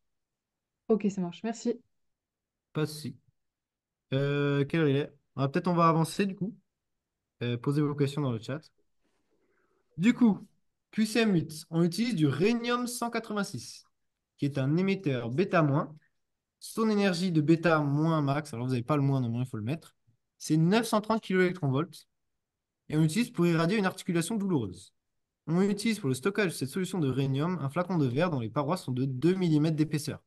Pour l'exercice, on prendra ρ du verre est égal à 2. Dans la matière vivante, le parcours moyen des particules les plus fréquemment émises par le rhénium est proche de 0,15 cm. Donc là, qu'est-ce qui est important? Dans la matière vivante, ça veut dire qu'on va prendre comme si on était de l'eau. En gros, la matière vivante, c'est considéré comme de l'eau. Du coup, on va avoir une masse volumique de 1. Le parcours moyen des particules, donc là, on cherche R moyen.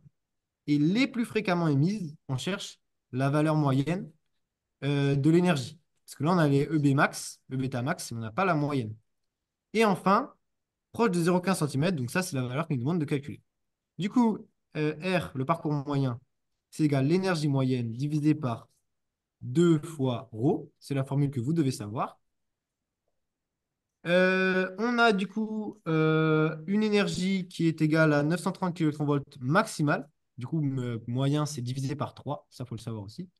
Dans le cas d'une bêta-, 0,4 dans le cas d'une bêta plus et divisé par 3 dans le cas d'une bêta-.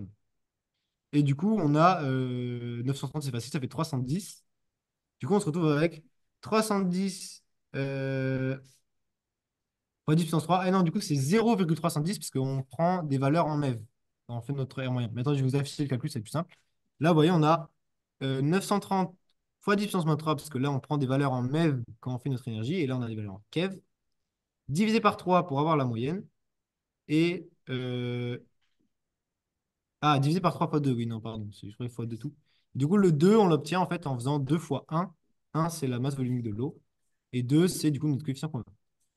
Et du coup, on a 0,15 cm. C'était vrai. Mais ça, c'est du calcul. C'est un calcul qui est plus simple que les autres, du coup, parce que là, vous voyez, vous aviez 310 divisé par 2. Du coup, ça fait à peu près 150. C'est plus facile. 155. Dans la matière vivante, l'épaisseur du tissu traversé au-delà de lequel il n'y aura plus aucun électron en mouvement provenant du rhénium est proche de 0,40 cm. Donc, plus aucun électron en mouvement, c'est R max. Du coup. Là, on va calculer R maximal. Sauf que pour calculer R maximal, il y a deux trucs qu'on va modifier. Quand on va faire notre calcul de R moyen, on va prendre du coup 930 kV. Et après, quand on va faire notre calcul de R max, il va falloir du coup multiplier par 1,5. Donc là, je vous le dis déjà, c'est faux. Parce que du coup, là, calcul de R moyen, énergie bêta max divisé par 2 fois ρ. Donc là, pourquoi on utilise le max? Parce que là, on demande vraiment maximal. Là où il n'y aura plus aucun électron en mouvement. Ça veut dire le plus loin qu'ils peuvent aller. Alors qu'avant, on demandait majoritairement. Donc là, en fait, si vous faites le calcul juste de R moyen, vous tombez sur 0,40 cm. C'est le même calcul qu'on a fait, sauf qu'on ne divise pas par 3. Et sauf que 0,40 cm, c'est pas tout. Parce que ça, il faut encore le multiplier par 1,5 pour avoir le R max. Ça veut dire que c'est R max, c'est très peu probable. C'est en fait, c'est l'électron, il va tout droit quasiment, il revient jamais en arrière, il va le plus loin possible. Euh, et du coup, c'est un truc qui arrive rarement, mais au moins on sait, maintenant on est sûr qu'après 0,69 cm, on n'aura jamais aucun électron après. C'est une valeur qui est prédictive. La probabilité qu'il y ait un électron qui passe cette barrière des 0,69 cm, elle est nulle. Le manipulateur préparant la solution de rhénium peut attraper le flacon à la main, donc main nue, car aucun bêta- du rhénium n'est capable de traverser l'épaisseur de verre du flacon. Donc là, on va faire le même calcul. On a besoin du coup du max de chez max de chez max. Et ça, on ne va pas le diviser par 2, puisque là, on est dans du verre, et on avait dit ρ vert, c'est 2. Du coup, on va le diviser par 4 pour voir. Du coup, on fait le calcul. Énergie bêta max divisé par 4, du coup. On a 0,23 cm. Avant, on avait 0,46, c'est logique. Et ensuite, quand on fait x 1,5, on a 0,35 cm. Donc ça, c'est plus grand que 2 mm. Donc non, il ne faut pas prendre le tube à la main parce que du coup, il y a des risques pour la santé. Parce que du coup, il y a des bêta- qui vont traverser, qui vont atteindre la peau. Le parcours des électrons est rectiligne. Alors ça, c'est quelque chose qui est à savoir. Le parcours rectiligne, c'est pas pour un électron, ça va plutôt être pour un photon et encore. Un photon, dès qu'il y a un compton, ça va plus être rectiligne. Donc, dans les interactions avec la matière, il y a très rarement de parcours rectiligne et encore moins pour les électrons. En fait, les électrons, dès qu'ils vont se cogner, ils vont partir dans une direction un petit peu aléatoire en fonction de comment ils se sont cognés. Et c'est comme un petit peu le billard. Vous vous retrouvez du coup avec bam, bam, des projections dans tous les sens. Vous voyez, ça peut même revenir en arrière. Et la petite ligne qu'on a représentée en rose ici, c'est la ligne maximale. C'est-à-dire qu'il y a aucun, c'est le parcours maximal qu'il a fait cet électron-là. C'est pas le parcours maximal de tous les électrons. Peut-être qu'il y en a qui veulent le tout droit. Mais on dit un parcours d'électrons, c'est en ligne brisée. C'est jamais rectiligne parce qu'il va avoir une interaction. S'il est en rectiligne, c'est-à-dire qu'il n'a eu aucune interaction sur tout le trajet. Et enfin, dans l'articulation, qu'on en moyenne plus d'excitation que d'ionisation, ça c'est quelque chose qu'il y a à savoir. Et c'est à peu près logique en fait. Une excitation, c'est beaucoup moins d'énergie qu'une ionisation. Du coup, forcément, il va y avoir plus d'excitation qu'une ionisation. Et du coup, pour trois excitations, on a une ionisation. Ou plutôt l'inverse. Une ionisation, on a trois excitations. On ne vous demande pas trop de faire calcul avec ça, mais il faut le savoir. C'est-à-dire que, imaginons avec tout à l'heure, on avait l'exemple de nos à 42 000 ionisations dans l'eau. Eh ben, on peut vous demander combien il y aura d'excitation. Ben, dans ce cas-là, on a juste à multiplier par 3. C'est en moyenne ça. Parce que l'excitation, ça demande moins d'énergie. On prend les questions? Non. On ne prend pas les questions. Tu veux faire? Non, vas-y, je te le laisse. Ok. Du coup, QCM 8, normalement, je crois. Ah non, QCM 9, c'est le dernier C'est le QCM. dernier. Ah, mais ça va. Bon, ben, vous pouvez vous poser vos questions à la fin, alors. Non? Ça finit à 45? Ouais, 40-45. Ok. Les photons de 159 keV émis consécutivement aux transformations les plus probables de l'iode 123, donc là, ça va être sur une capture électronique, ont un coefficient d'atténuation linéique total proche de 20 cm-1 dans le plomb. Quand on a les photons de 159 keV, on vous précise bien que c'est une capture électronique, c'est-à-dire qu'on n'aura pas de piège avec des photons de 511 qui vont apparaître comme ça. Là, on a une capture électronique qui a qu'une seule valeur de photons. Du coup, les photons sont des photons gamma dits indirectement ionisants. Alors ça, c'est des ordres de grandeur qui sont à savoir en fait. Un photon gamma, ça va être au-dessus de... Quand on commence à parler de keV, on va avoir des photons gamma en fait. Donc c'est vrai. Dès qu'on commence à parler en keV, c'est des photons gamma. Quand on est en dessous des keV, c'est des photons X. C'est quelque chose qu'il y a à savoir, qui ne vous est pas souvent demandé, mais quand même. Et plus généralement, tous les phénomènes nucléaires, ça va produire des photons gamma. Les photons X, c'est des phénomènes électroniques, et les photons gamma, c'est des phénomènes nucléaires. Ici, on a une désintégration, on a quelque chose qui est fort, qui vient du noyau, donc on va avoir des photons gamma. Si on avait eu un réarrangement, parce qu'après cette capture électronique, il va y avoir un réarrangement, il va aussi avoir des photons X, mais eux, on n'en tient pas compte, parce qu'il va comparé à un photon gamma, ils valent rien. Ils n'ont pas trop d'énergie. Ensuite, la couche de demi-atténuation du plomb CDA pour les photons est proche de 0,35 cm. Donc ça, bah, c'est le calcul. CDA, c'est 0,7 divisé par mu. Mu, il faut savoir que ça s'appelle coefficient d'atténuation linéique. Si vous cherchez votre mu dans votre énoncé et que vous ne le trouvez pas, bah, c'est embêtant. Donc là, c'est coefficient d'atténuation linéique, c'est la même chose que mu, et c'est 20 cm moins 1. Du coup, on fait le calcul. 0,7 divisé par 20. Et du coup, on n'a pas 0,35 cm, on a 0,035 cm. Donc, c'est 0,35 mm. Donc, avec notre plomb, on a besoin d'un tiers de millimètre pour tout bloquer.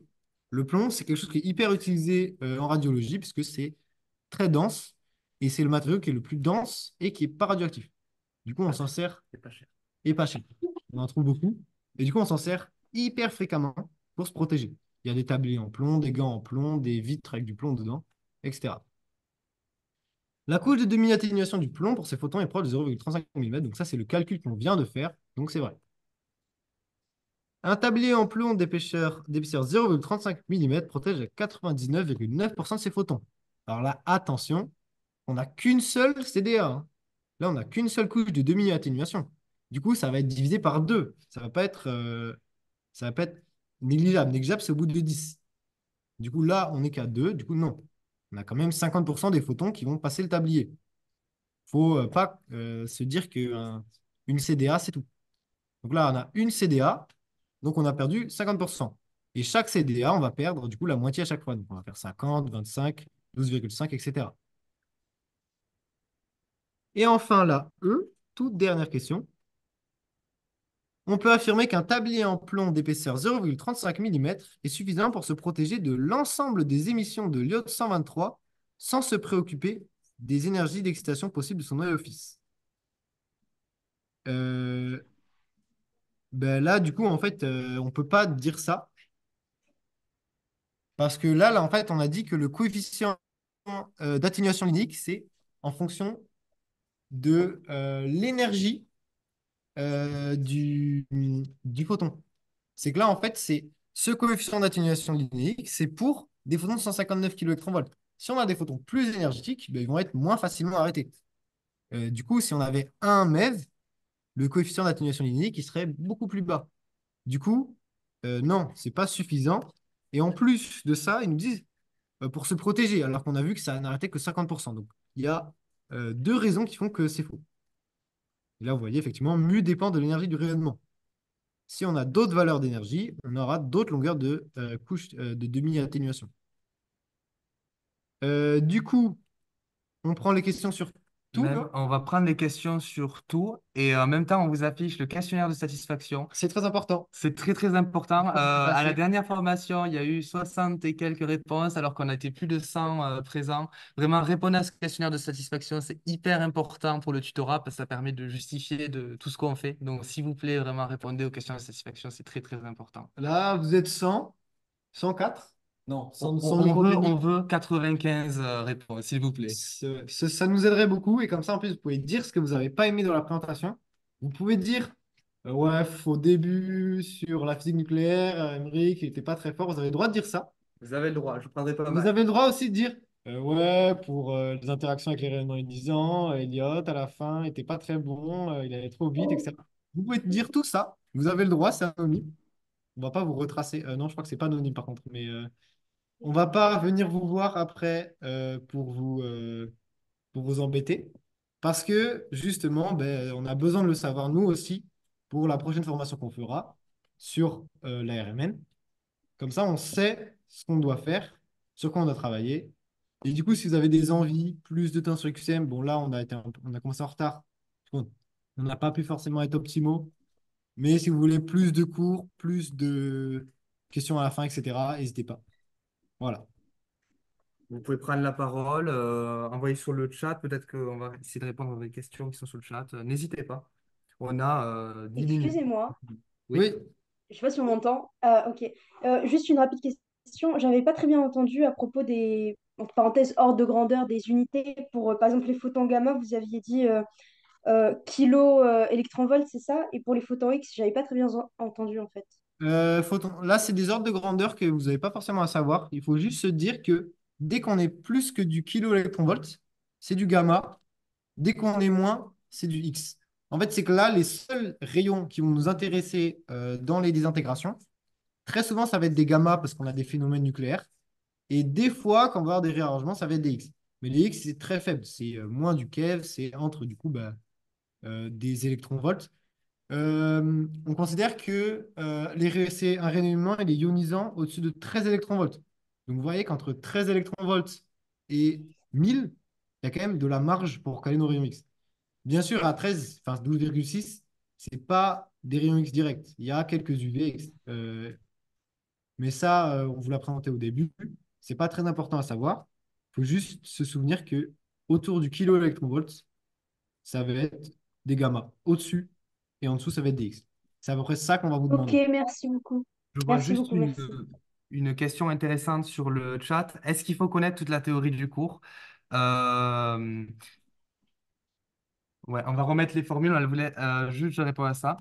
Est-ce qu'il faut connaître toute la théorie du cours? C'est mieux de la comprendre, c'est-à-dire de comprendre ce que c'est une densité linéaire de ionisation, que ça correspond à la densité d'ionisation dans la matière, l'énergie linéaire de l'ionisation qui correspond à l'énergie mise en place dans toutes ces ionisations. C'est intéressant de comprendre. Après, si vous apprenez par cœur vos formules et qu'en théorie, vous les utilisez au bon moment pour le bon QCM, ça marchera.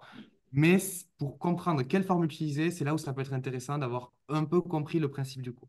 Mais n'apprenez pas par cœur tout ce que vont vous dire, que ce soit pour le cours du professeur Cassol ou du professeur Gantet. Dans les deux, ils aiment bien rajouter des trucs, Oui. expliquer pour que ce soit plus vivant, plus dense. Mais en soi, c'est pas forcément important de le savoir par cœur. Même ce qu'on vous a dit à la fin sur les ordres de grandeur, etc., c'est bien de le savoir, mais vous n'aurez pas trop de pièges là-dessus. On ne va pas vous dire, Ouais, on a un photon de 0,9 keV. Est-ce que c'est du gamma ou bien du X? On vous demandera jamais des trucs comme ça. Après, nous, dans la formation, on a résumé toutes les formules qui tombaient souvent, qui sont les plus importantes. Donc, vous pouvez vous servir des diapos, des slides de la diaporama pour vous servir de fiches. Mais voilà. Si vous les voulez maintenant, parce que vous avez du mal à les trouver, moi je me souviens que l'année dernière, dans le diapo de la prof, c'était un peu difficile à trouver toutes les formules. Il fallait remonter, il fallait bouger. Vous notez tout maintenant. Vous notez à quoi ça correspond chaque formule. On peut les afficher les cinq. Donc, c'est les cinq formules qui sont importantes. Après, il y a la dernière formule, les deux dernières formules. C'est avec une couche de demi-atténuation, mais ça, c'est normal. Enfin, c'est pas normal, pardon. C'est la même chose en fait que pour les lois de décroissance radioactive. C'est quoi la question? Collision élastique et inélastique. Collision élastique, inélastique, vous n'allez pas le savoir normalement. Alors, il me semble que élastique, c'est quand vous allez avoir l'énergie qui passe et qui va être transmise. Ça va être un rebond, en fait, comme une boule de pétanque. Et inélastique, ça va être en fait qu'il va y avoir un phénomène bizarre d'interaction de charge. Donc ça, c'est autour du noyau, souvent les interactions inélastiques. Un phénomène bizarre qui va faire que notre photon, il va un peu dévier, il va perdre de l'énergie, il va freiner. Et ça, c'est des trucs bizarres. Et on ne vous demande pas du tout d'utiliser des collisions inélastiques. Enfin, et je crois qu'il y a une diapo sur le cours, une ligne où c'est écrit. Il me semble que j'ai revu le cours, mais c'est pas du tout important de savoir ce que c'est qu'un choc inélastique. C'est qu'en gros, choc inélastique, c'est l'énergie cinétique n'est pas conservée. C'est qu'il y a un problème avec l'énergie cinétique et qu'il y en a qui est transmise différemment. C'est bizarre. Quoi? Le freinage, ça peut être important par contre, pas trop pour les électrons. Si, un peu. C'est que le freinage, ça va émettre en fait des photons gamma, des photons X. Quoi? Celle-là et une autre FSC. Celle-là, une autre. Le freinage, c'est surtout pour les alphas, mais en gros, les rayons X de freinage, c'est quelque chose qui va être caractéristique en fait des intégrations. C'est pareil, vous n'avez pas trop de questions dessus, mais du coup, il faut savoir en fait que dans la matière, il peut y avoir du freinage, c'est-à-dire que avec les interactions tout autour, la particule elle va ralentir et du coup, elle va émettre des petits photons de ci, de là. Excusez-moi, j'ai juste une question. Oui. C'est Oui. sur le QCM8. J'ai pas compris pourquoi on avait multiplié par 3 alors que la masse volumique de l'eau, c'était 1. Non, on a divisé par 3 parce que, attends, c'est un petit peu avant, non? Ouais. C'était le... Oui, Ah ben voilà, le A. quand on divise par 3, ça, en fait, c'est le 2, c'est la masse volumique de l'eau. En fait, c'est 2 fois 1, c'est la formule, en fait, 2 fois ρ. Le 3, il faut, là, en fait, on vous a représenté la formule, elle est en ligne, en fait. Donc, c'est pas très évident à voir, mais en fait, le 3, il divise, en fait, notre 930. C'est parce que là, en fait, on voulait l'énergie moyenne et pas l'énergie maximale émise des photons. C'est que ce 3, en fait, il n'a pas de rapport, en fait, avec cette équation. Il vient du énergie moyenne, E bêta moyen. Ok. Merci beaucoup. Pas de souci. Est-ce qu'il reste peut-être une dernière question à laquelle on peut répondre? Oui, moi j'ai toujours pas compris le 3. Je suis désolée, mais j'ai Le toujours pas 3, compris le pourquoi on... QCM, QCM3? Le 3, là, de l'item A. Ah. QCM3, item Ah A. non, le 3. Non, non, le même. Oui, ok, Ah, c'est le même. Oui, ah. c'est le même en fait, mais je comprends toujours pas. Oui, pas de souci, pas de souci.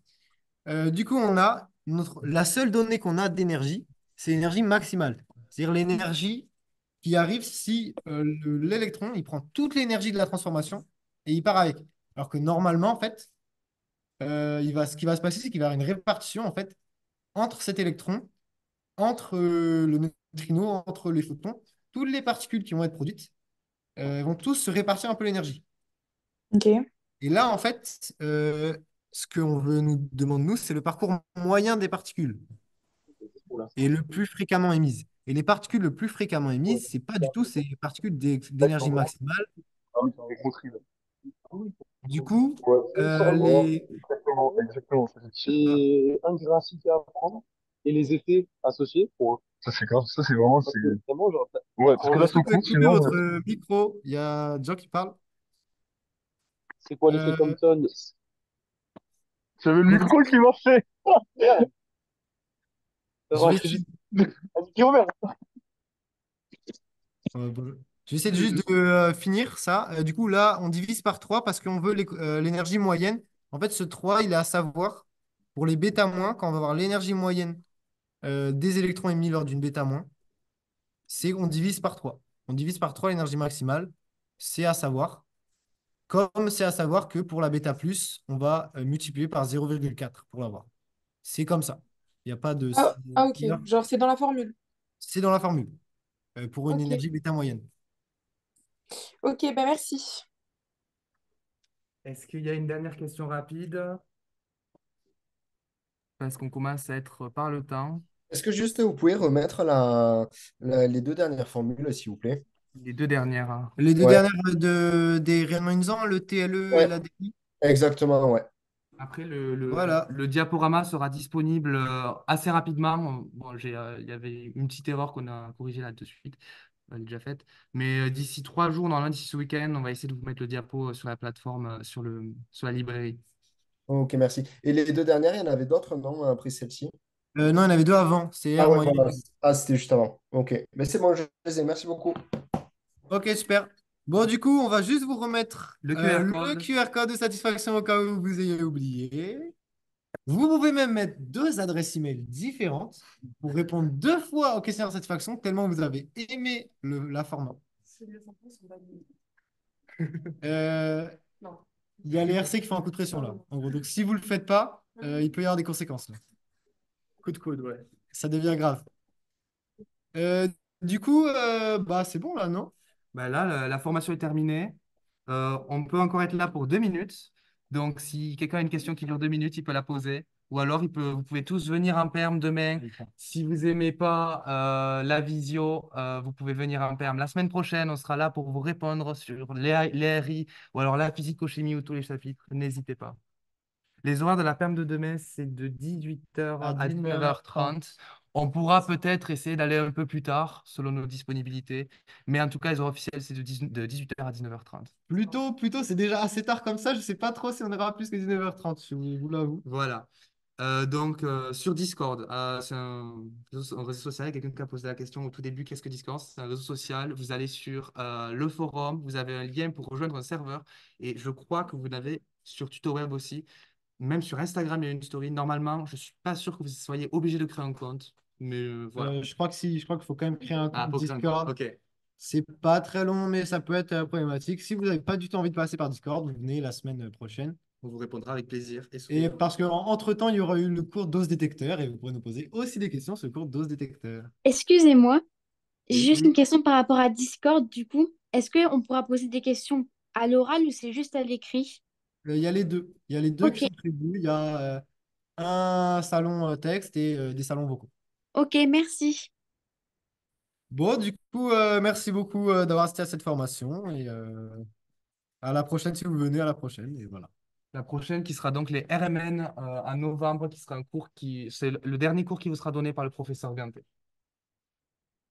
Voilà. On vous souhaite une bonne journée. Répondez au QR code, il vous reste 5 secondes et bon courage et bonne soirée. Si j'arrive à rater, j'ai loupé.